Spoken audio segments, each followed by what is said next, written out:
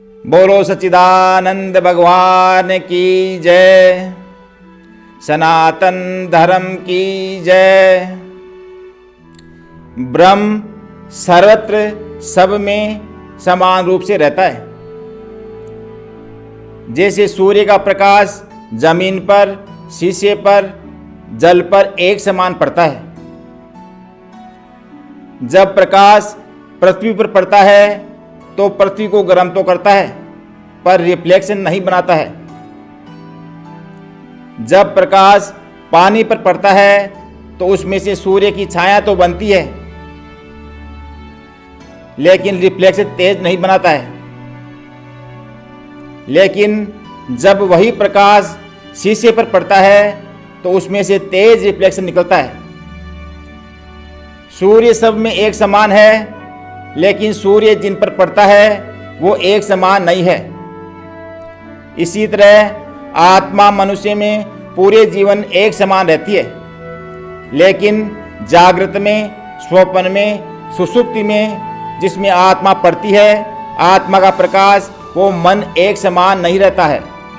मन की 3 अवस्थाएं होती है, जागृत, स्वप्न, सुषुप्ति।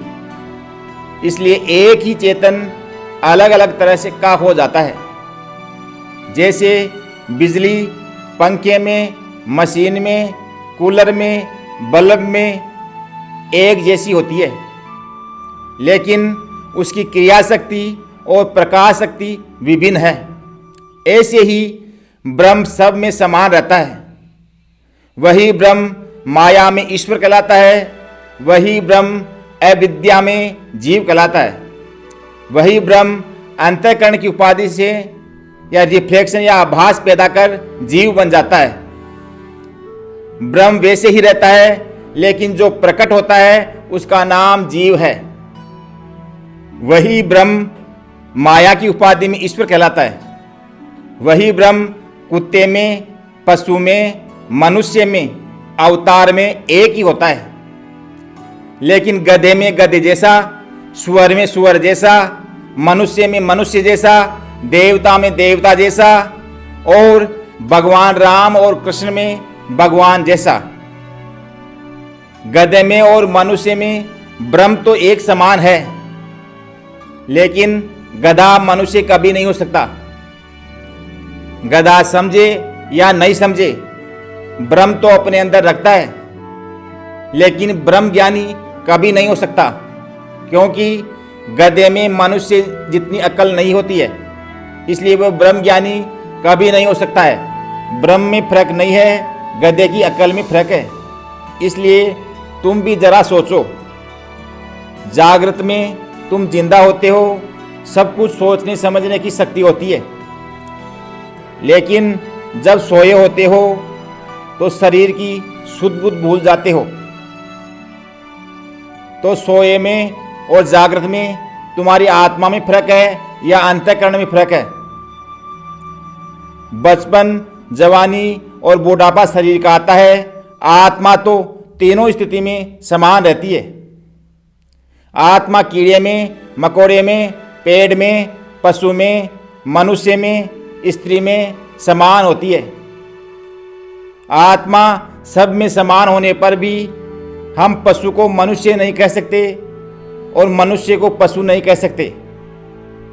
आदमी को स्त्री नहीं कह सकते और स्त्री को आदमी नहीं कह सकते हैं। ऐसे ही हम अवतार नहीं और अवतार मनुष्य नहीं।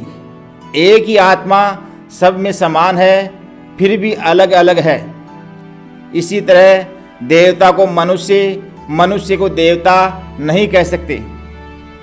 अवतारों को मनुष्य नहीं कह सकते और मनुष्य को अवतार नहीं कह सकते हैं। ये सब अलग अलग है।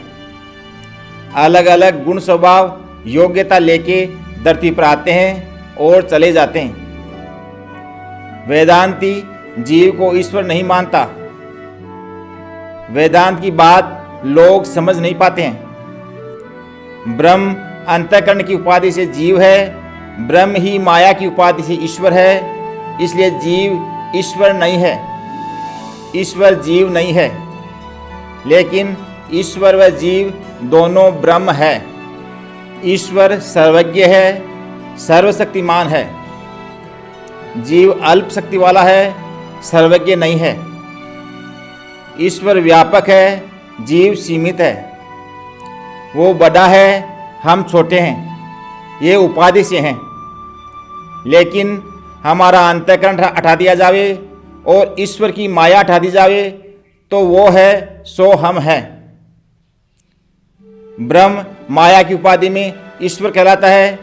ईश्वर जब किसी कार्य के लिए शरीर धारण करता है तो उसे हम अवतार कहते हैं।